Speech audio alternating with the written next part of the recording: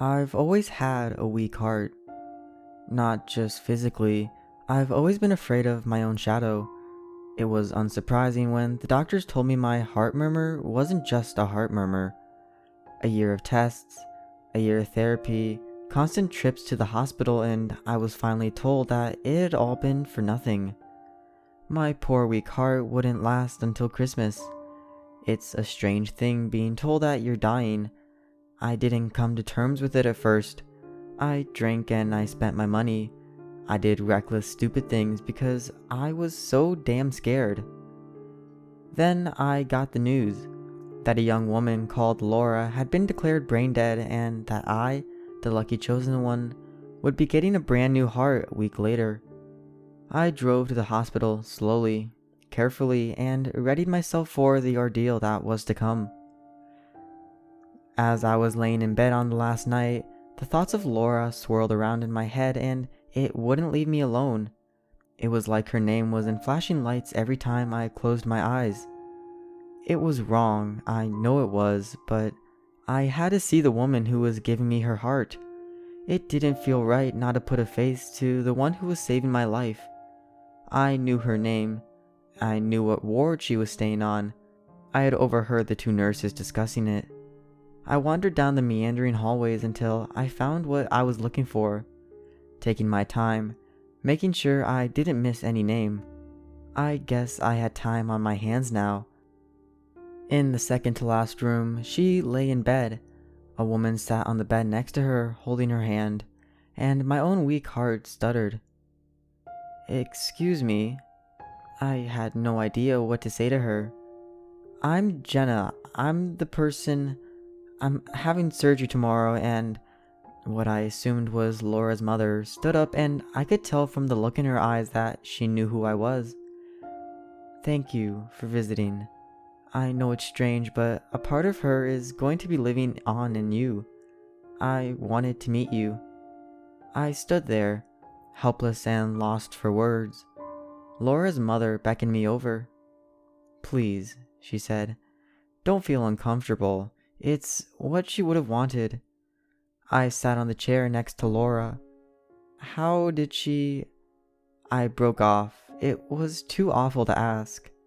Laura's mother gave me a thin smile. "She was a care worker, looked after battered wives and abused women. Last month she met a guy and, well, I suppose years of training can't help you when you're in love. She ignored the warning signs and he killed her. She dedicated her life to those who needed her." Laura's mother looked down. I don't know why I did it, but I reached over and held Laura's hand. I squeezed it. "I'm so sorry. I had a boyfriend once who... he was like that too. Someone like Laura convinced me to leave."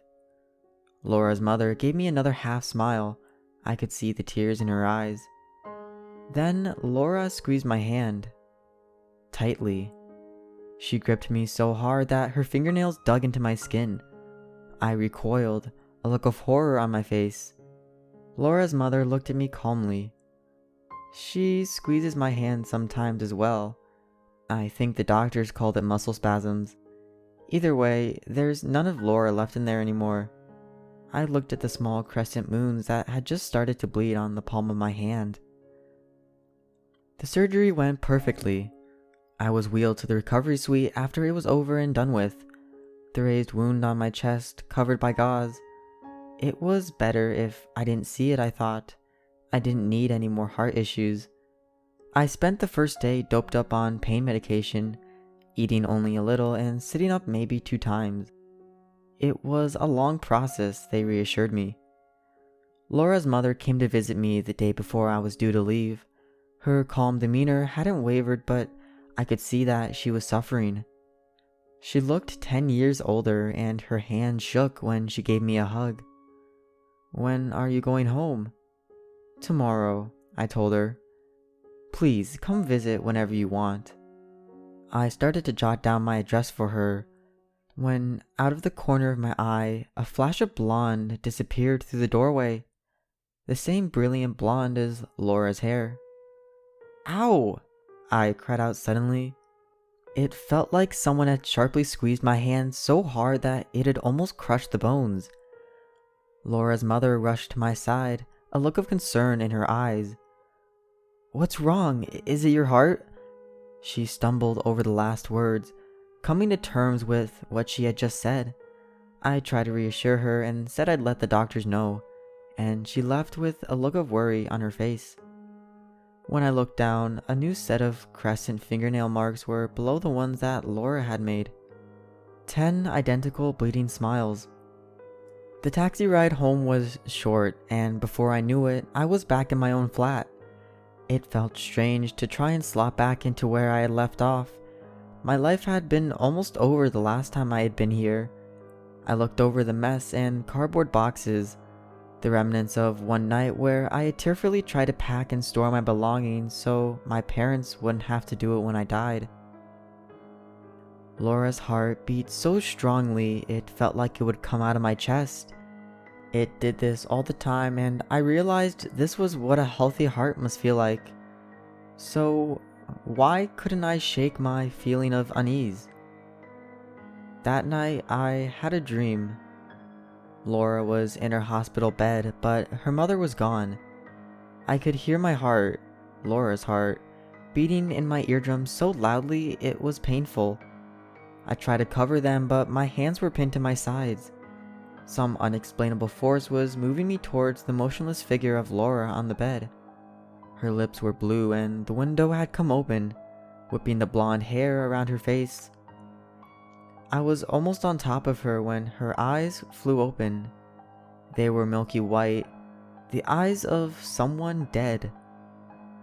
"Get out," she rasped, her voice guttural. I could hear the heartbeat faster and faster, drumming until I thought I couldn't take it anymore. Then I woke up. The sound had been real. Laura's heart was so loud it felt like it would rupture my eardrums, and I screamed in agony, trying to cover my ears. It was useless. It was coming from some deep place inside of me. I could feel it reverberating around the hollows of my chest. I stumbled out of bed, gasping for air, and tried to find my phone. I needed to call someone. Anyone, an ambulance or my mom, anyone that would pick up. "Get out." It was a faint whisper over the hammering thumps of Laura's heart, a low guttural voice that sounded like it had been made by an animal, and as I crawled to the door down the hallway, choking on my screams for help, my neighbor opened the door, his eyes as wide as saucers at the sight of me on the floor clutching my chest. He drove me to the hospital as I cried in the passenger seat of the car. After about 50 different checkups, the doctors told me that absolutely nothing was wrong with me. They told me my heart was regular, my blood pressure was normal, and that everything was going just swimmingly. I stood in the waiting area, wallowing in my shame and frustration. That heart didn't belong to me. My phone buzzed on the counter, an unknown number. Great. That was all I needed. More unexplained, scary things like a stranger on the end of the phone. My voice sounded small on the line. "Hello?" "Good morning, this is Thames Valley Police. We've called to report an incident that occurred in your flat at around 1:30 a.m. today." I felt a wave of embarrassment. "I'm so sorry, I recently had a surgery and I wasn't feeling well. I had to have my neighbor drive me to the hospital, and I think I panicked a little in the hallway before I left." There was a small silence on the other end of the phone. "I'm afraid this is something you might want to be sitting down for." I felt Laura's heartbeats, strong and calm. "There was an incident of forced entry by Mr. Samuel Matthews. According to our police records, he's your ex-partner and you filed a restraining order against him on September 2017? My blood ran cold. I did. "He's in police custody. We found an automatic weapon on him and we believe he had an intent to harm you. We have an officer currently stationed at your flat who can fill you in depending on how long your hospital stay will be." I thanked him and hung up on the phone. For a moment, I leaned against the wall. the horror slowly spreading over me. If I had been in my flat 10 minutes later, he would have found me. Laura's heartbeats filled my ears again, but now they were gentle, calming. Her mother said she dedicated every part of her life to helping those who need it. I put both my hands on my chest, overwhelmed by my own gratitude, and listened to Laura. Hey guys, thanks for watching. If you enjoyed the story, I'd recommend you check out the author in the description below.